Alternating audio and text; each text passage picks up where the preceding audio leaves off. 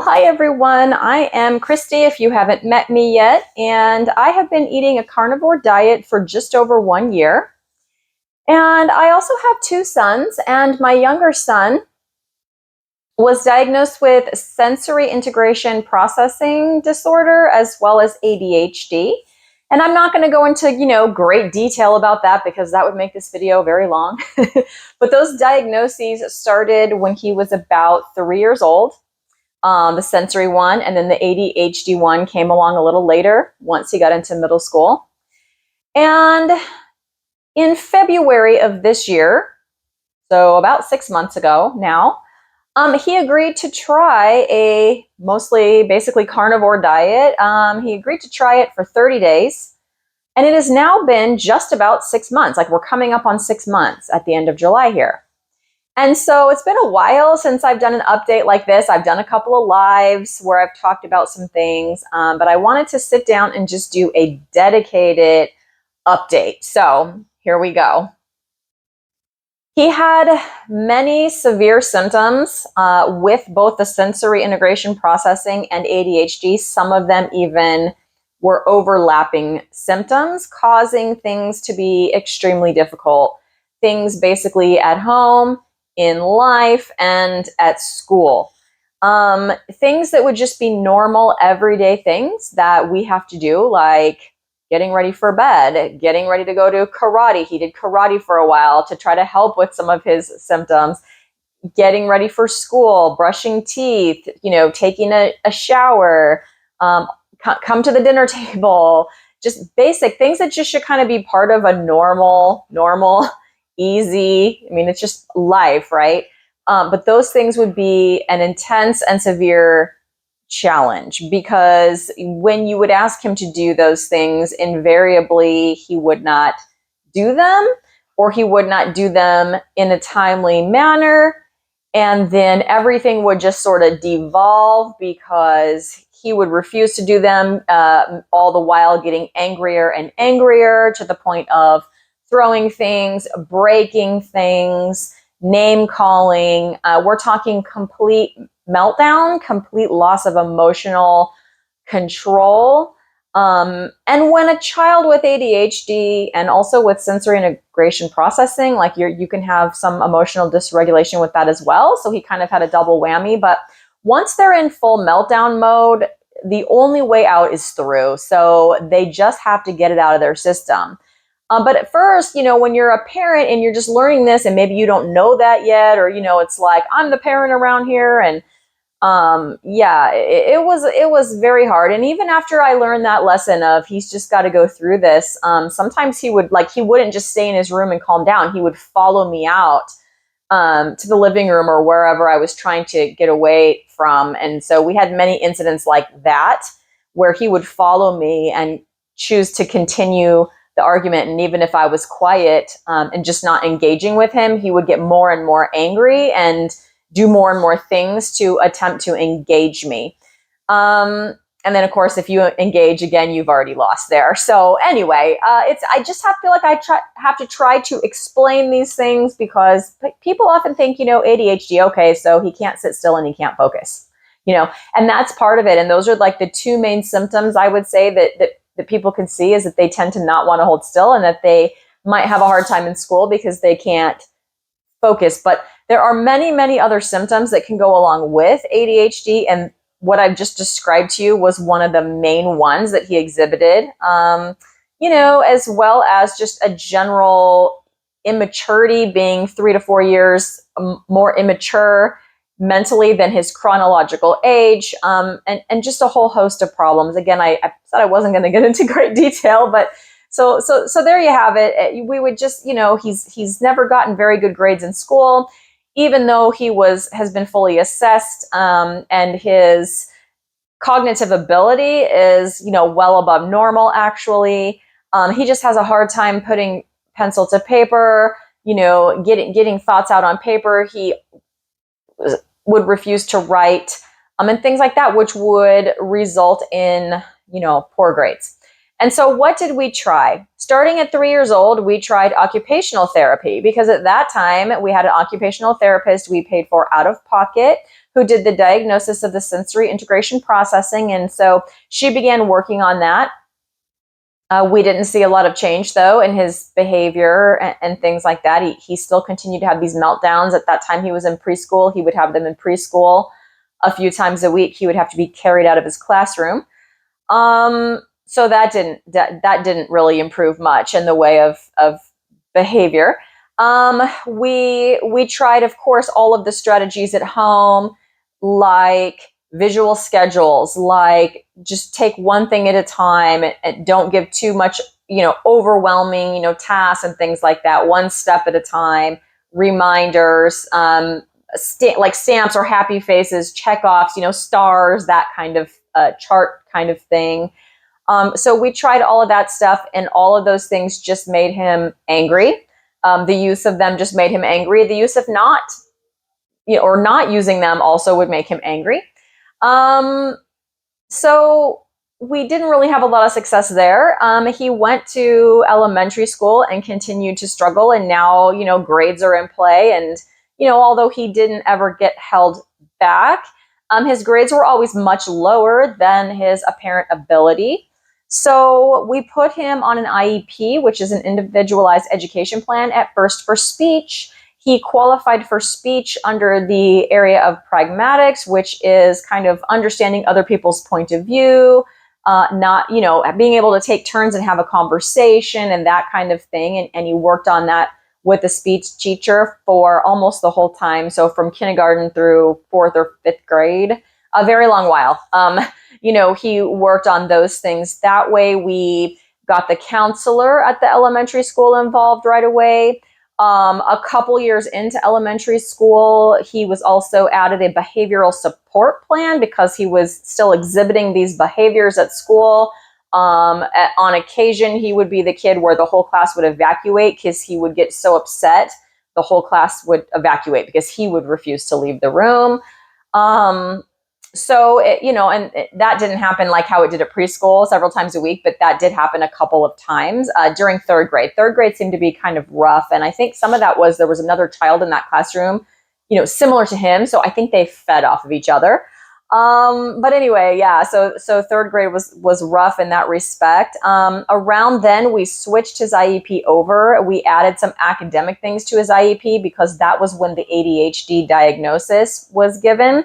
So he now qualified for some academic support under the category of other health impairment. And so then we added in the RSP teacher. There was like a reward system there where he would, do things correctly and have rewards for that, as well as the behavior support plan, as well as the counselor. And then we got the school occupational therapist involved.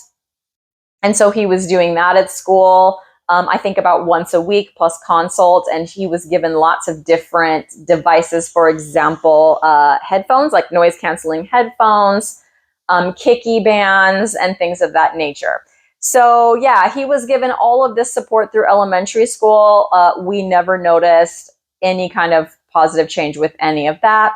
The occupational therapist at school was very focused on school-related things, like with his writing and letter formation, but I felt like he probably needed some more support with his other sensory areas. And so once again, we paid for out-of-pocket occupational therapy. So he was getting double, because his sensory integration processing was diagnosed for all 5 senses, not just one. So yeah, they worked with him on some desensitizing of all of those things. And then now that I've said all of those things, I can tell you that we did counseling outside of school as well. So the counselor in school recommended he needed maybe more counseling, and so we paid out of pocket for that. So his in-school counselor, his out-of-school counselor, his occupational therapist, and his speech teacher all worked with him on a strategy having to do with zones of regulation, where he learns about these zones, blue being almost too calm, green meaning kind of the perfect place to be emotionally, yellow meaning starting to head toward meltdown territory, and red meaning over it, done, too far gone, he's melting down. And so he was taught all of that. He was taught as well some strategies, including screaming into a pillow, including taking ice cubes and outside and throwing them at the street. Many strategies like that. So he was supposed to learn to recognize when he was yellow and then try some of those strategies. Well, he just refused to do any of that. And in fact, if you tried to help him recognize that he was yellow, he would immediately go red. And so that was one of the main strategies that was used. And again, no luck. So as he got into middle school, and, we all went home to learn online. That was the end of his 5th grade year and all of his 6th grade year. When he came back for 7th grade year, we thought, well, maybe we need to try medication because we're getting closer to high school now. And, he's got to pass his classes. He's just still having a hard time with work completion and staying on task and, following the expectations and being to school on time and all of these things. And nothing we had tried up to that point had helped. And so then began a fight of over 2 years long with the insurance company because of his sensory issues. He has a very hard time swallowing pills. And so he would hide the pill and told me he took it. And so, yeah, we really weren't successful with that until we finally got the insurance company to agree to one that was a powder. We could open the capsule, put the powder in a food or beverage, and he could take it that way. At that time, he did try medication for a couple of months, and he really did not like the way that medication made him feel. So he said that, yes, it calmed his exterior down, right? So he wasn't doing all the fidgeting and things, but on the inside, his brain still felt like he needed to do them, but then he couldn't even do them. So he felt trapped in his own body. He really did not like the way that made him feel. And then it didn't seem to be helping him to focus on school or improving anything in that regard. And so, I'm not a big proponent of medication in the first place, especially if it's not going to help or if it can be avoided. And so we immediately took him off of that and did not try that since. But that was that 2 years. During middle school. Also during middle school, we transitioned him from an IEP, that individualized education plan, because he had been exited out of speech. He had done all of the modules that there were for the pragmatics. So even though his pragmatics may or may not have been better, they didn't really have anything else to work on him with, and they exited him out. And so we moved him over to a 504 plan, which is taking him basically out of the special education label, I guess. And then he just, because of his ADHD, and it doesn't have to be ADHD, you can get on a 504 plan with all kinds of other things as well. But he gets certain things like extra time on tests or tests in a quiet environment or speech to text, things like that are going to help him, get the work done, or they're supposed to help him get the work done. And the reason I say it's supposed to help him is because he has all those things available to him. And although that's evolved over time, what's available to him has evolved over time. Nothing has helped. So he still struggles to complete academic work, still struggling to be on time for school, even though he's at this point, 12, 13 years old, still having meltdowns, approximating what people might think of as the terrible twos. He's doing that at 12 and 13 still, and just really continuing to struggle. And so now fast forward to, I went carnivore, or actually first I went keto, February of 2023, carnivore June of 2023, and I saw all these benefits for myself, and my son obviously watched me do that, right? So he watched me get much more energy. He watched me be able to go out and support him. He was in the school band in high school his freshman year, and I went to almost every single football game and cheered him on, where, that's past my bedtime, but I was able to do that and have energy and, seem excited about it, or, to him. I mean, I was excited about it, but he could see my excitement, I should say.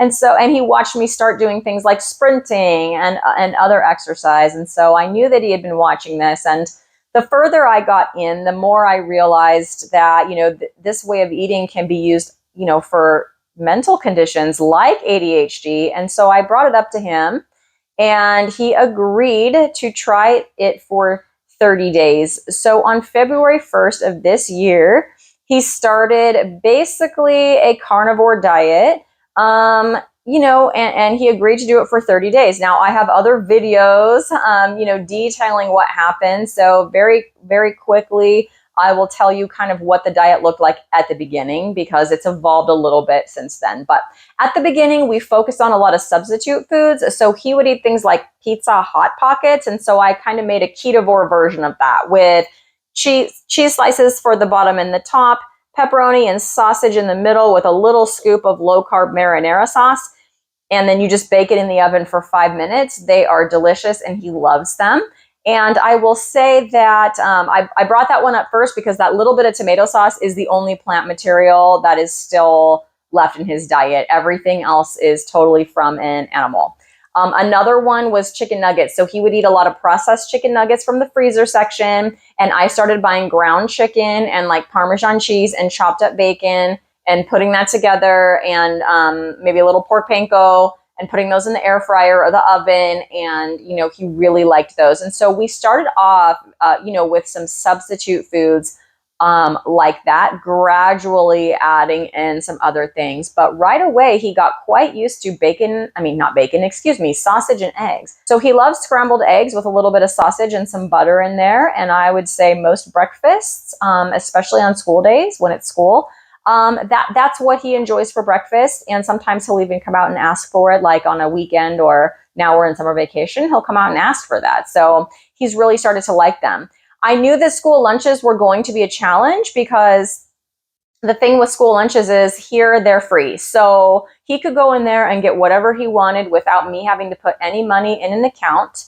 And those school lunches are just free, as well as breakfasts, which are quite sugary. And so I definitely sent food to school with him, and what we settled on was Teton sausages, which are pretty clean, uncured, but fully cooked Polish sausages. I just cut those up, and then some cheese chunks and maybe some pepperoni slices. So that is what he will take to school every day for lunch. Now, I'm going to pause here and say that at one point, I don't think I've updated you guys on this. So at one point I asked him, like, what's that like when you're eating that, like cheese and sausage and pepperoni, and your friends are having whatever they're having? And he was like, it's really not a big deal. My friends don't, care what I eat. And there's one friend in particular that asks for a piece of his sausage every day. And Zach shares it with them. So, hey, he's spreading the word. Sausage is delicious, right? So, yeah, so he shares a piece of that with him each day. So that's generally what he'll have for lunch. And then for dinner, this is one of the most important updates. So we started with a lot of those substitution type of foods, but we introduced like some chicken thighs, fried in bacon fat. He liked those. I introduced picanha and chuck roast. He really liked those. And now I would say that he gravitates toward those. So at the beginning, he would have those pizza pockets probably almost every day for at least one of his meals, probably 5-6 days a week. And he knows how to make them now, so he'll make them. Now I will say he might do those 2 days a week. But if there's no chuck roast, like leftover chuck roast, he's like, when are you making chuck roast? Or is there picanha? Can I have that? And so he's asking for more meat. He's gravitating to more meat.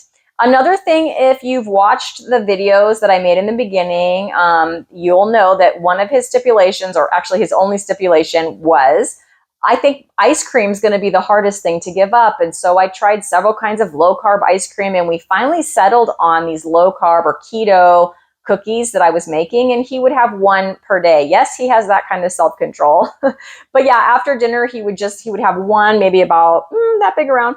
Keto cookies recipe is on, in my channel. If you want to try them out, he enjoys them. But recently he just hasn't been interested. So I didn't talk to him about it. It's just like the same cookies have been in the freezer. He's just not eating them. So on his own, he's gotten rid of all sweet tastes. Like, wow, that was a struggle for me. But him being so young and so much more metabolically healthy than I am, I think just eating all the meat and eggs, animal foods like that, I don't know, like a switch has flipped, I feel, and he just seems to not be that interested anymore in sweet taste. So those cookies have been in there for weeks now, and he just hasn't touched them, which is just amazing to me. Another thing is, going into it, he really wanted yogurt back. He was like, I miss my yogurt, because he used to eat sugary yogurt. So I bought him like whole Greek yogurt, and he would add to it a little vanilla and a little allulose. And he did that for about a month, and then he just stopped eating it. Like he just didn't want it anymore. And so, yeah, I ended up throwing that away. He doesn't want me to buy anymore. Like he's kind of done with that. He does still do whole milk. So he has his dairy that he eats is some cheese and some whole milk. Now, I will say this summer, his cheese has been cut way back because cheese is something that he'll take for school lunch each day just because it's easy to pack, and chuck roast is a little harder to pack.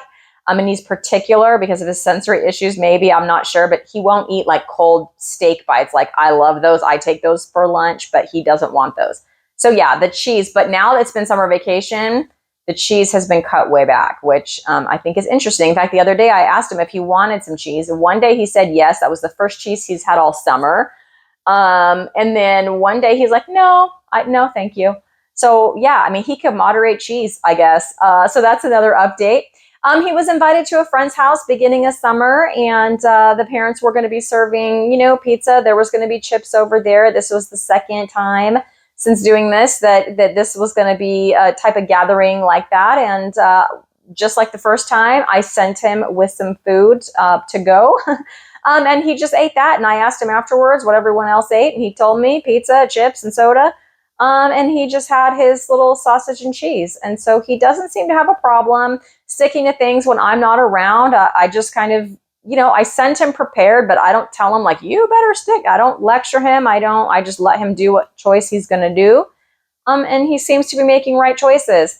Another thing that happened this summer was my husband and I went on a anniversary trip, and we were gone for about a week. My adult son was here with my younger son during that time, and I made a bunch of food and left it in the fridge. And that's what he ate.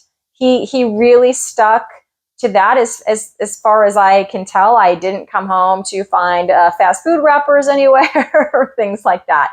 So that was pretty cool. Another thing that shows he can kind of do this on his own.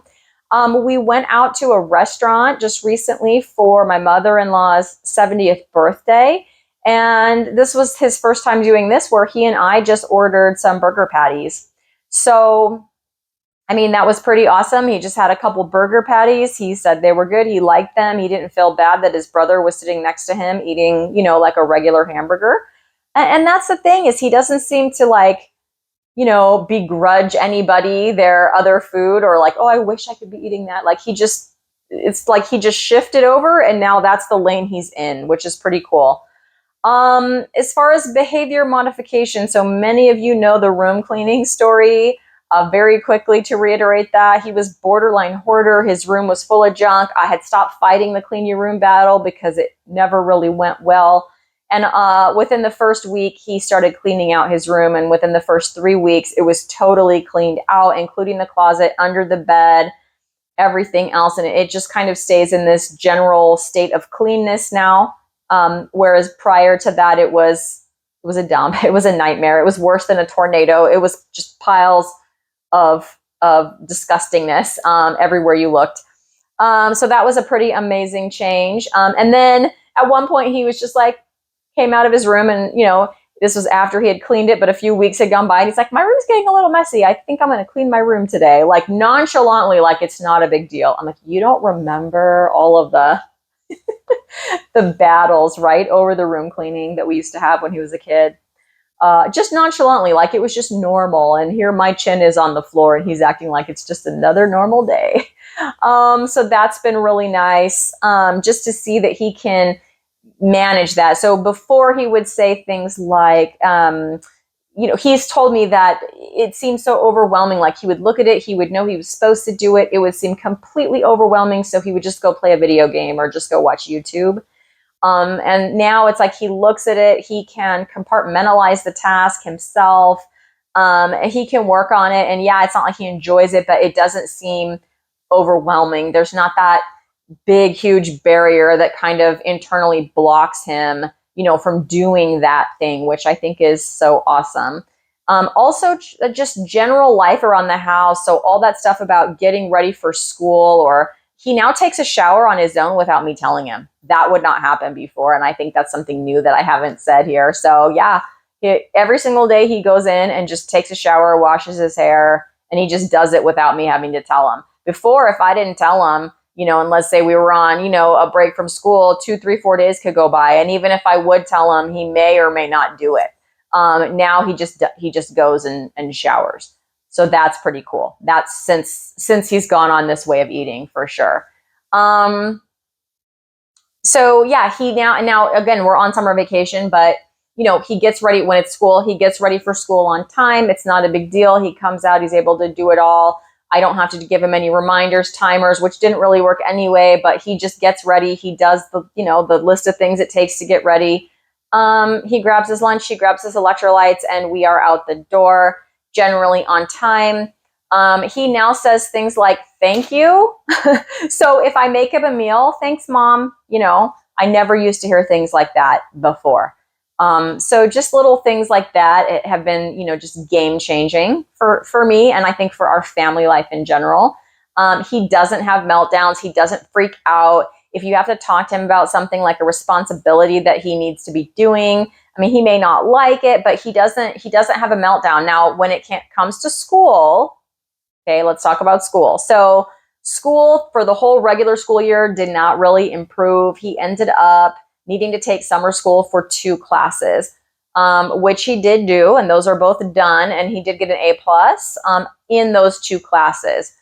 But I will tell you that during the school year, when I was trying to get him to pass his classes, and clearly, he didn't pass them, so it was like I wasn't just not minding my business, like I needed to be involved, but it didn't work, and he didn't pass.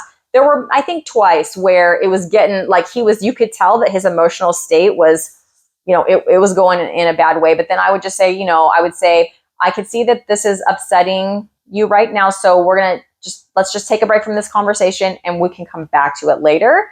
And instead of immediately going to red, like he would in the past, he would be upset, but he would agree to that and he would stay there and he would calm down and we could talk about it later. So that was a game changer. So, he hasn't really had trouble sticking to this way of eating. School starts back up in about another 3 weeks for him. And it's like the second week of August, he goes back, or the end of the Friday of the second week of August, I think, something like that. Anyway, yeah, we'll see. So he's starting his sophomore year of high school. And I really just hope that, I know school is something he doesn't enjoy. And if he did enjoy it, he would maybe work a little harder at it.